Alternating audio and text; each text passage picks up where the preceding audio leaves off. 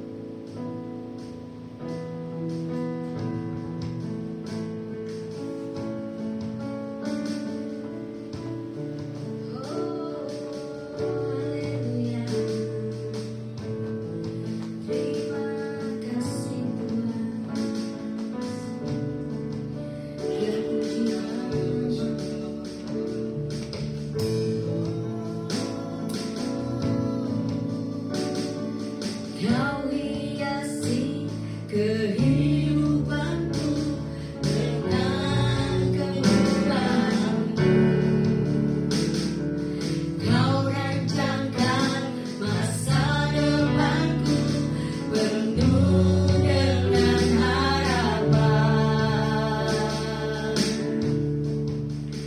Aku ada saat ini, semuanya karena kasih-Mu.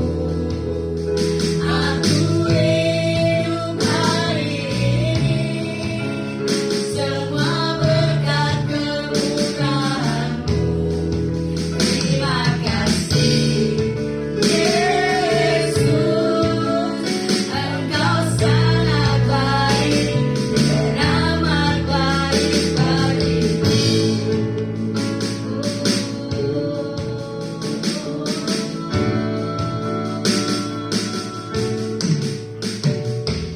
Kau hiasi kehidupanku dengan kemurahan-Mu. Kau rancangkan masa depanku penuh dengan harapan. Aku ada saat ini, semuanya karena kasih-Mu.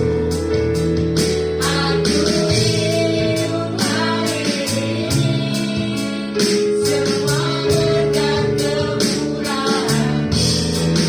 Terima kasih Yesus, Engkau sangat baik, teramat baik. Aku ada saat ini, semuanya karena kasih-Mu. Aku hidup hari ini, semua berkat kemurahan-Mu. Terima kasih Yesus,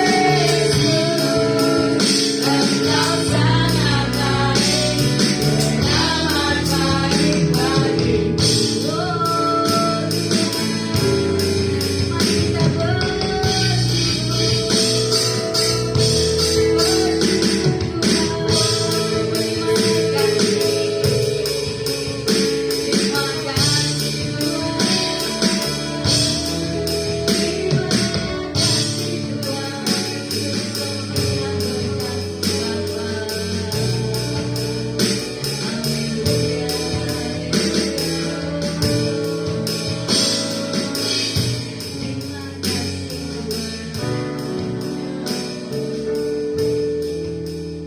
Aku ada saat ini, semuanya karena kasih-Mu. Aku hidup hari ini, semua berkat kemurahan-Mu. Terima kasih Yesus, Engkau sangat baik, teramat baik. Aku ada saat ini, semuanya karena kasih-Mu. Aku hidup hari ini, semua berkat kemurahan-Mu. Terima kasih Yesus, Engkau sangat baik, teramat baik bagiku. Kalau kami ada sampai hari ini, itu karena kasih kebaikan kemurahan-Mu bagi setiap kami. Engkau yang memberkati, Engkau yang mengurapi, bela hikmat, pengertian, pemahaman adalah menjadi satu hal rema bagi setiap kami. Di dalam nama Yesus Hamasiah kami berdoa, mengucap syukur. Haleluya. Amin. Oke, shalom, selamat pagi. Semalam saya bagikan tentang firman adalah Tuhan ada di depan, ya. Kalau pada hari ini saya akan membagikan tentang arti dari sebuah hal keselamatan, ya. Karena apa? Yesus bukan pilihan, tetapi Yesus adalah jawaban. Tahun depan di bulan Februari ya, kita akan pilih pemimpin bangsa kita Indonesia. 3 calon yang buat pemimpin bangsa Indonesia. Tapi yang diambil cuma 1 pemimpin buat bangsa kita Indonesia. Makanya dibilang apa? Yesus adalah jawaban, bukan pilihan. Jadi kalau mau dibilang di Kisah Rasul 4, ya kan? Ayat ke-12. Dan keselamatan tidak ada di dalam siapapun juga selain di dalam Dia. Dianya adalah tentang Yahweh. Sebab di bawah kolong langit ini tidak ada nama lain yang diberikan kepada manusia yang olehnya kita diselamatkan. Kita ada hari ini itu karena kebaikan dan kemurahan Tuhan. Dikasih kesehatan, dikasih umur panjang, itu adalah satu anugerah, ya. Itu adalah satu hal kesempatan buat kita menghargai tentang arti keselamatan. Makanya di sini juga dikatakan sekali Yesus tetap Yesus, karena Yesus adalah jawaban. Nah, kalau mau dilihat lagi di Kejadian 49 ayat 18, firman Tuhan katakan begini: Aku menanti-nantikan keselamatan yang daripadamu, Tuhan. Menantikan keselamatan berarti kan belum ada kepastian. Tapi kalau kita di dalam Tuhan Yesus Masiah, ada satu hal, keselamatan. Seperti lagunya apa? Kalau ku cari damai, ya kan? Hanya ku dapat dalam Yesus. Kalau ku cari ketenangan, hanya ku temui di dalam Yesus. Tak satu pun dapat menghiburku, tak satu pun dapat menolongku. Hanya Yesus jawaban hidupku. Jawaban adalah hanya di dalam Yesus. Bersama Dia hatiku damai, walau dalam lembah kegelapan. Bersama Dia hatiku tenang, walau hidup penuh tantangan. Tak satu pun dapat menghiburku, tak seorang pun dapat menolongku. Hanya Yesus jawaban hidupku. Apapun yang menjadi kebutuhan kita hari-hari ini, jangan takut. Yesus jawaban, ya, bukan pilihan. Kalau Yesus sudah menjadi jawaban dalam setiap kehidupan kita, semuanya baik-baik apa adanya. Makanya setiap kita, ya kan, kalau ditanya tentang tujuannya, masuk surga nggak? Pasti masuk. Cuma bagaimana sikap hati kita? Sampai nggak ke tujuannya? Nah ini dia, ya kan? Bisa di pertengahan jalan kita menyangkal Dia. Karena apa? Yesus nggak kasih jawaban. Yesus nggak kasih satu hal mujizat. Nah, kita udah tahu, ya, seberapa kita punya satu kecintaan akan Tuhan. Tapi kalau kita lihat, Yesus bayar harga buat kita di atas kayu salib, menebus dosa bagi setiap kita, dan kita sudah dibayar lunas. Jadi kita menghargai dalam setiap apapun jawaban, apapun satu hal keputusan dalam setiap kehidupan kita. Nah, kadang kita ragu kepada Tuhan Yesus, ya kan? Di saat titik kita punya satu hal pilihan, bukan jawaban, pilihan. Dalam posisi terdesak, misalkan kita dihakimi orang, kita mengalami satu hal kesusahan. Apa sikap hati kita? Masih tetap percaya atau enggak? Nah, makanya di sini juga dikatakan, ya, kita melihat bagaimana pigu seorang Petrus dan Yohanes di hadapan mahkamah agama di Yerusalem, ya. Bagaimana di situ ada ruang sidang, sedang membuat satu hal kesaksian yang palsu, ya kan? Bagaimana Petrus dan Yohanes bersaksi tentang kemuliaan Tuhan, tapi tidak dibuat segala sesuatu yang spektakuler. Kita lihat di Kisah Rasul 4 dan 7. Pada keesokan harinya pemimpin-pemimpin Yahudi serta tua-tua dan ahli-ahli Taurat mengadakan sidang di Yerusalem dengan imam besar Hanas dan Kayafas, Yohanes dan Alexander dan semua orang lain yang termasuk keturunan imam besar. Lalu Petrus dan Yohanes dihadapkan pada sidang itu dan mulai diperiksa dengan pertanyaan ini. Dengan kuasa manakah atau dalam nama siapakah kamu bertindak demikian? Nah, ini bagi saya yang pertanyaannya benar-benar membuat satu hal keputusan, ya kan? Dengan kuasa manakah?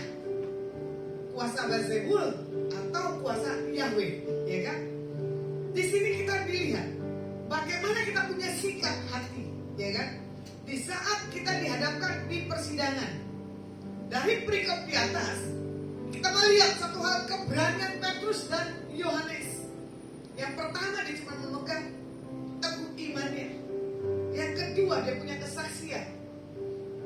Petrus dan Yohanes punya keberanian di mahkamah agama. Dia menyatakan tentang bukti karya Roh Kudus yang memberi satu hal, keyakinan untuk dia bicara tentang hal kebenaran. Kalau mau dilihat di ayat yang ke-8 dan ke-13, firman Tuhan katakan begini. Maka jawab Petrus, penuh dengan Roh Kudus. Hai pemimpin-pemimpin umat dan tua-tua, ketika sidang itu melihat keberanian Petrus dan Yohanes dan mengetahui bahwa keduanya orang biasa yang tidak terpelajar, heranlah mereka dan mereka mengenal keduanya sebagai pengikut Yesus. Jadi Petrus dan Yohanes punya wibawa yang daripada Tuhan. Karena apa? Dia dipenuhkan dengan kuasa daripada Roh Kudus. Orang yang mengalami satu hal kepenuhan Roh Kudus, kalau kita lihat di Kisah Rasul 2, ya kan, tentang Pentakosta, tentang satu hal lawatan, tentang satu hal jamaah, orang gak akan kuat dengan kuasa yang daripada Tuhan. Contoh semalam, ya, kebaktian Adonai. Hari itu orang itu sudah mengerti siapa saya, tapi tiba-tiba dia ikut acara sampai malam. Sementara malamnya itu Tuhan udah sentuh dia dengan pesan Tuhan sampai Tuhan lawan.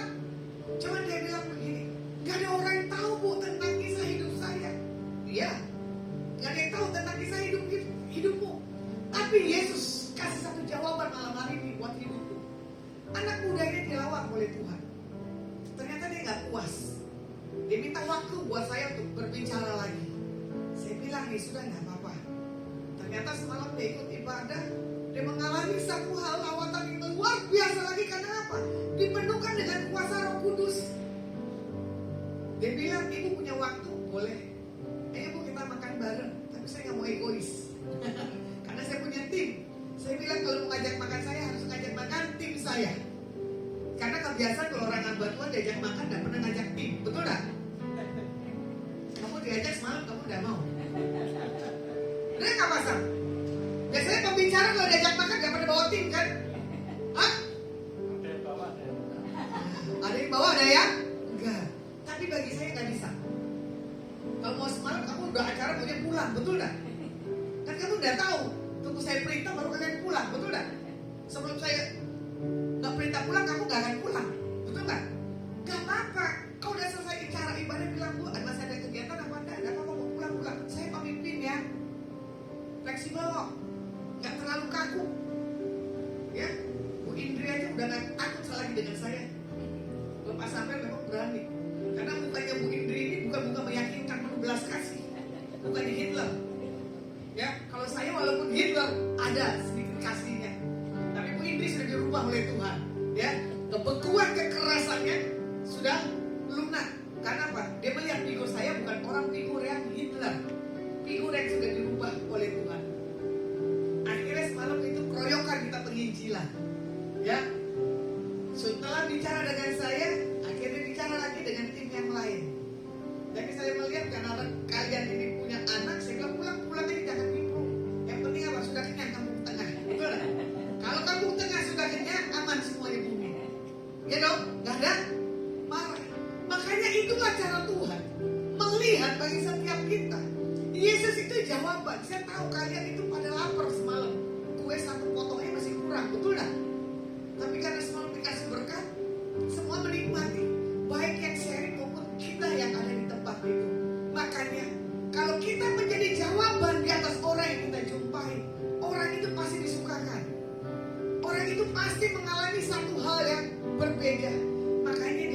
Bagaimana Bu cara mendengar suara Tuhan?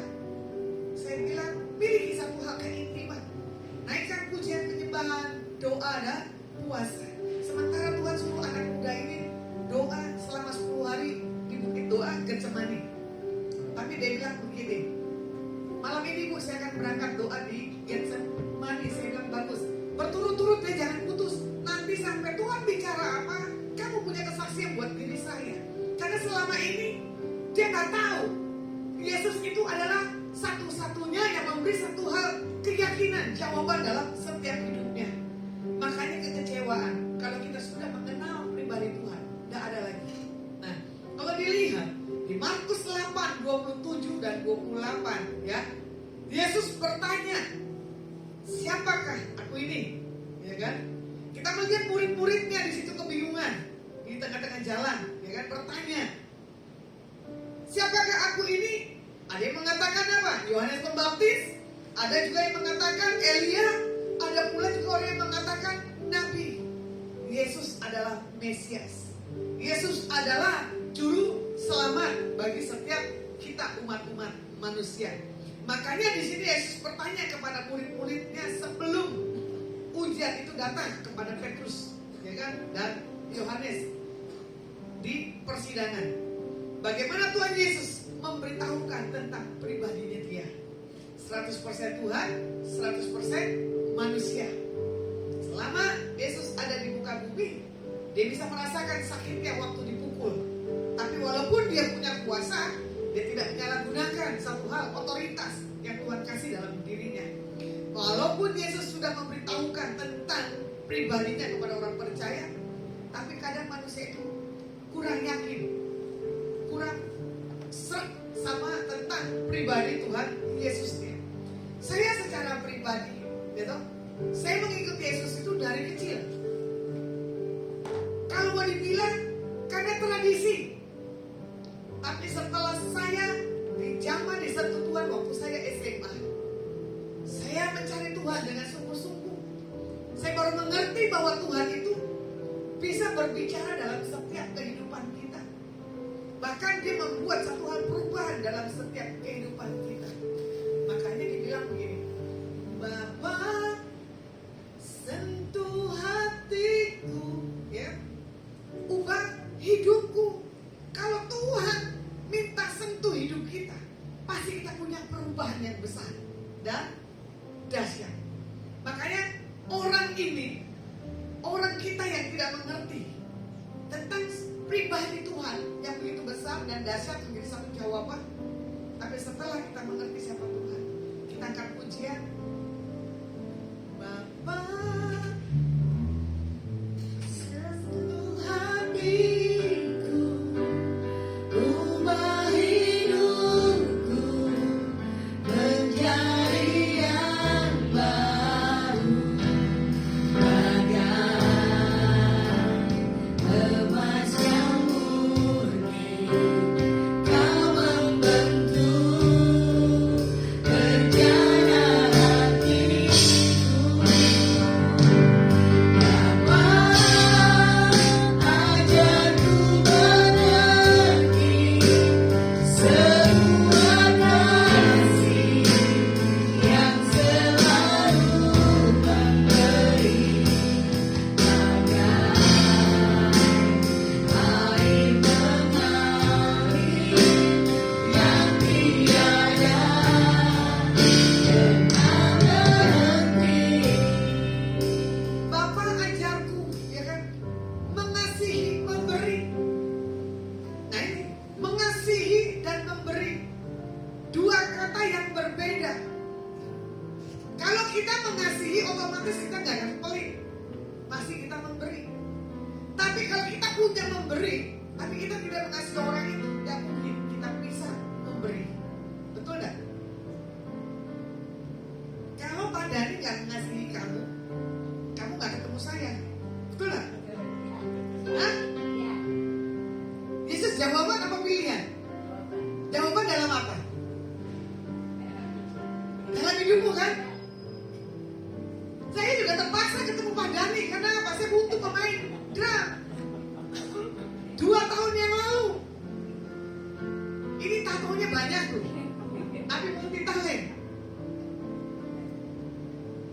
Ternyata saya punya pemain keyboard saya dari Jakarta. Hari itu ketemu dengan rekan saya Dani. Dia bilang, "Kak, saya ketemu Dani." Ngapain? Lagi main. Tapi saya mau ngobrol panjang lebar gak enak karena ada tamu. Gitu kan, ya udah nggak apa-apa. Ternyata Dani punya jawaban buat hidup saya. Ternyata dia bukan pemain drum aja, perkusi. Saya bilang, kenapa kamu udah bilang dari awal kalau kamu bisa main perkusi? Kalau kamu bilang dari awal main perkusi ulang tahun saya cari pemain drum, kamu tetap perkusinya. Saya akan buat itu acara yang berbeda. Karena saya gak ngerti musik, suara saya fals, tapi saya hobi musik. Karena apa? Gaya gembala saya ada seorang pemuji dan penyembah. Jadi jangan takut yang suaranya fals. Ya, yang penting buat Tuhan. Suara saya pas-pasan menyentuh. Nah, ini kamu lihat khotbah saya keberapa ini? Ketiga. Kok kamu nangis terus setiap saya khotbah? Kenapa nangis? Selama ini kamu orang khotbah nangis gak? Nah, biasa kan? Karena apa? Saya punya kuasa. Kamu juga harus punya kuasa. Di dalam kamu menaikkan pujian, gitu. Bapa, ubah hidupku. Jadi kayak gini tuh punya kuasa. Terus malam juga banyak yang orang dilawan. Sementara khotbahnya cengengesan. Betul gak Pak Otnil ya? Khotbah saya bukan khotbah seperti pembicaraan spektakuler, betul gak? Datar khotbah saya tapi bisa menyentuh. Itu good. Jadi kalau mau dilihat, ini kita berjumpa satu dengan lain. Kenapa? Jawaban kalian minta. Aduh, bagaimana ya caranya untuk saya punya satu hal pekerjaan? Nah, Tuhan punya cara. Apa yang menjadi satu hal kerinduan kita? Kalau kita utarakan di atas orang itu, ya itu udah menjadi satu jawaban. Begitu pula dengan Pak Dani yang badannya langsing, yaitu mengenal saya sudah berapa tahun. Tiba-tiba karena dia lihat status saya, dia colek saya, dia mau ketemu. Ternyata apa? Sampai hari ini Pak Dani dan Ibu Indri juga nyantol, pasang, nggak berubah, ya. Tetap ada gula semangka di menara. Kalau ada dia datang, nggak ada pun juga tetap datang. Nah, kita melihat bagaimana di dalam perikop yang tadi orang berdosa, apakah aku bisa diampuni? Dia bisa berkata begitu. Iya bisa. Dosamu merah seperti kimisi, ya kan? Putih seperti salju. Karena apa? Tuhan penuh dengan kasih. Makanya kalau Tuhan nggak penuh kasih, hangus kita di bumi ini. Ya, kalau Tuhan udah batuk aja, pasti bumi runtuh. Betul nggak? Nggak usah itu bom. Pokoknya Yesus batuk, bumi udah runtuh lah. Jangan sampai Yesus tuh batuk bahasa tanda saya, ya kan? Apalagi kalau kita ada di surga, karena aja dibilang apa? Itu ubinnya ada emas dan berlian, gitu. Seperti apa yang juga nggak tahu. Tapi nanti kalau kita masuk, nggak usah takut. Dia nggak punya berlian, nanti lihat berlian kita injak, betul? Karena apa? Kita punya Tuhan yang kaya. Amin. Nah, jangan pernah takut kita ini gagal. Apakah kita bisa bangkit lagi? Bisa. Kuncinya apa? Menyenangkan hati Tuhan. Datang ke Tuhan, Tuhan menjadi satu hal jawaban. Ya, sharing semalam juga sama. Saling kita tektok ada 4 orang. Karena apa? Selama ini tidak punya ketemu orang yang punya satu hal kejawaban dalam setiap kehidupannya. Nah, Tuhan juga berkata begini, aku ini sudah kehilangan arah dan tujuan dalam melihat manusianya. Tapi Tuhan tetap memandang, melihat kita sampai kita punya hal perubahan. Jadi apakah yang kita harus lakukan hari-hari ini buat setiap kita umat manusia? Jawaban isi dalam hatinya. Kalau kita melihat di Lukas 5:30 dan ke-32, firman Tuhan katakan begini. Orang-orang Farisi dan ahli-ahli Taurat bersungut-sungut kepada murid-murid Yesus, katanya, mengapa kamu makan dan minum bersama-sama dengan pemungut cukai dan orang berdosa? Lalu jawab Yesus kepada mereka, katanya, bukan orang yang sehat yang memerlukan tabib, tetapi orang yang sakit. Aku datang bukan untuk memanggil orang benar, tetapi orang berdosa, supaya mereka bertobat. Kenapa orang selalu menghakimi? Kenapa Tuhan bisa perhadapkan orang-orang Farisi dan ahli Taurat di tengah-tengah kita, menguji hidup kita ini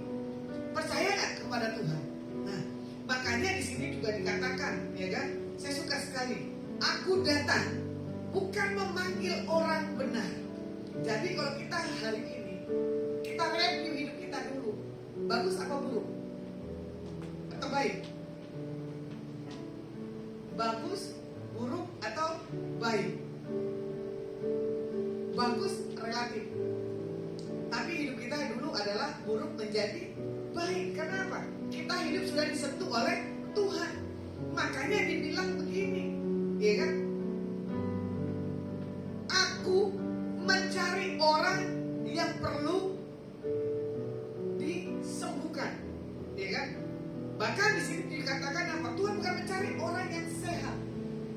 Bisa juga sehat secara fisik, tapi mentalnya rusak. Mentalnya rusak secara fisik, tapi juga jiwanya sakit. Tapi kalau orang yang mau mental dan tubuhnya sakit, kalau mau dirubah dengan kuasa Tuhan, itu bisa. Ini kesaksian yang gak harus saya sebut. Saya berhadapan dengan orang yang antiknya luar biasa. Dia menutupi dosanya sampai saya jatuh dalam dosa ini. Tapi situ saya lihat kebusukan dan kebobrokan orang itu dengan satu hal, tanda-tanda Tuhan. Tapi saya bagus berkecimpung masuk ke dalam supaya saya mengerti dunia orang ini seperti apa.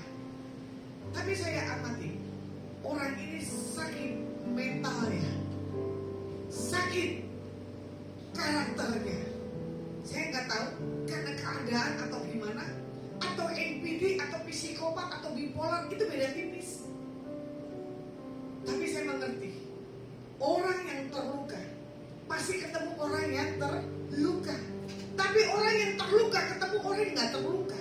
Kalau dia bisa mau berubah, itu dahsyat. Tapi kalau dia tidak bisa berubah, itu pilihan. Karena apa? Tuhan mencari orang yang mau disembuhkan.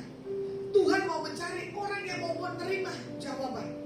Tapi saya amatin orang ini menikmati dosanya sampai buat kebodohan demi kebodohan. Saya bilang serem juga ya Tuhan, orang seperti ini tampaknya sepertinya culun, tapi hatinya rusak. Karena apa? Saya nggak tahu. Dia punya satu hal, keintiman sama Tuhan. Dia rajin beribadah, tapi kehidupannya, waduh, karakternya, waduh lagi. Makanya Yesus datang ke dunia untuk kita semua, untuk dibenarkan, dipulihkan, dan diselamatkan. Jadi kalau hari ini kita nggak dibenarkan, kalau kita hari ini tidak dipulihkan dan diselamatkan, kita contohnya nggak mungkin mencari Tuhan. Kita pasti ada di pinggir jalan, ya kan? Kita tidak mandi seperti orang-orang pang, betul lah. Kita tidak mengalami satu hal pemulihan seperti orang-orang gila yang hidupnya tidak punya hak keteraturan. Jadi kalau mau dilihat, Yesus adalah bukan Yohanes Pembaptis, Yesus bukan Elia, Yesus bukan Nabi, Yesus adalah Mesias, Juru Selamat kita manusia.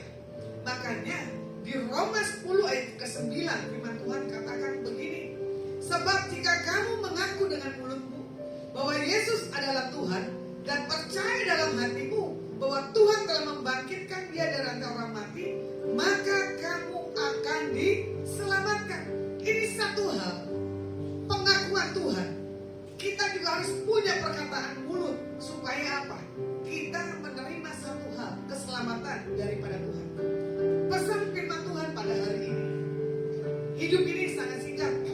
Tidak ada waktu untuk mengasihi diri sendiri dan terus terintimidasi. Jadi teguhkan hari ini siapa pilihan kita di dalam setiap kehidupan kita. Yesus menjadi satu hal, keselamatan, atau Yesus bukan menjadi satu hal, jawaban. Ya, makanya di sini juga dikatakan teguhkan dalam segala keadaan apapun kehidupan kita. Kita percaya dimanapun dan kapanpun kepada siapapun tidak ada nama lain selain nama Yesus Hamasiah menjadi satu jawaban dalam setiap kehidupan pribadi kita, anak-anak Tuhan. Firman saya cukupkan, kita angkat pujian. Kalau ku cari damai hanya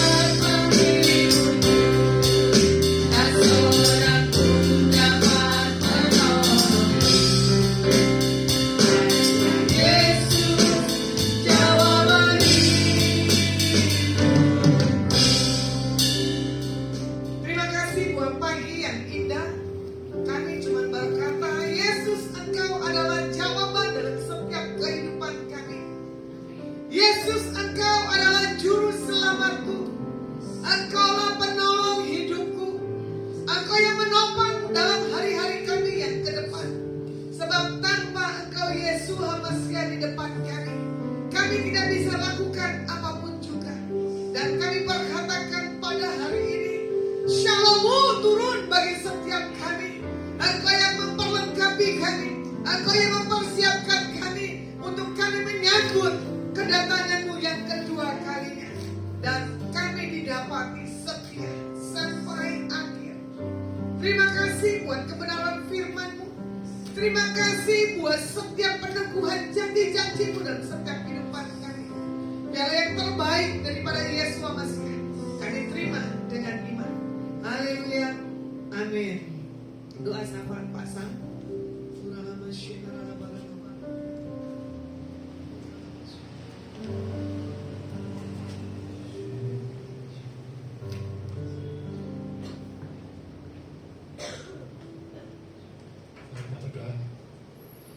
Bapak, kami ucap syukur dan terima kasih Bapak karena luar biasa Tuhan firman yang Kau berikan dalam hidup kami pada hari ini Tuhan. Firman yang penuh dengan kuasa Tuhan. Kau juga berkati Unasma Tuhan. Kau berkati dalam pelayanannya. Semakin Kau tambah-tambahkan hikmat, pengetahuan, kewahyuan di dalam hidupnya Tuhan. Dan semakin luar biasa pelayanan dalam hidupnya Tuhan. Terima kasih Tuhan Yesus. Kami juga berdoa Tuhan untuk ibadah hari ini Tuhan. Kau berkati Tuhan. Dan setiap orang yang mendengarkan, setiap orang yang menyaksikan Tuhan, Kau berkati dengan luar biasa Tuhan. Kau berikan mereka Tuhan anugerah-Mu Tuhan, keselamatan daripada Engkau Tuhan sepanjang hidup mereka Tuhan. Terima kasih Tuhan. Kau berkati setiap pelayan-pelayan pekerjaan tempat ini Tuhan sudah melayani Tuhan. Kau berkati mereka dengan berlipat kali ganda juga Tuhan. Terima kasih Bapak. Kau berkati tempat ibadah kami ini Tuhan. Kau berkati menara doa berkat semua paragon.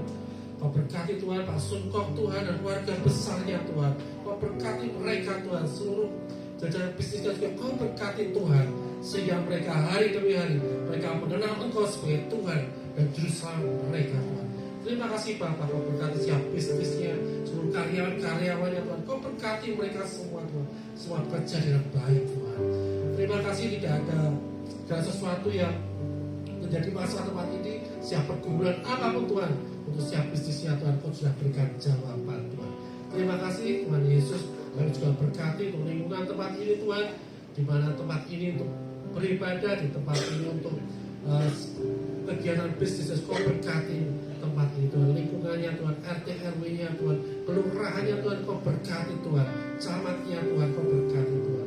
Terima kasih Bapak. Kami juga memberkati bangsa Indonesia Tuhan, Presiden Jokowi, Wakil Presiden kami Tuhan. Kau berkati siap jajaran Tuhan, staf negara semua Tuhan. Kau berkati dan bangsa Indonesia menjadi bangsa yang makmur, bangsa Indonesia menjadi bangsa yang penuh dengan kesejahteraan Tuhan, damai sejahtera, shalom untuk bangsa Indonesia Tuhan, sehingga bangsa Indonesia itu menjadi berkat juga bagi seluruh bangsa-bangsa di dunia ini Tuhan, untuk mereka mengenal Engkau Tuhan. Terima kasih Bapak. Mengucap syukur Tuhan untuk pagi hari ini Tuhan, di dalam nama Tuhan Yesus. Amin. Ya, mari bangkit berdiri, kita angkat tangan kita di hadapan Tuhan. Pulanglah dan bawalah berkat yang terbaik yang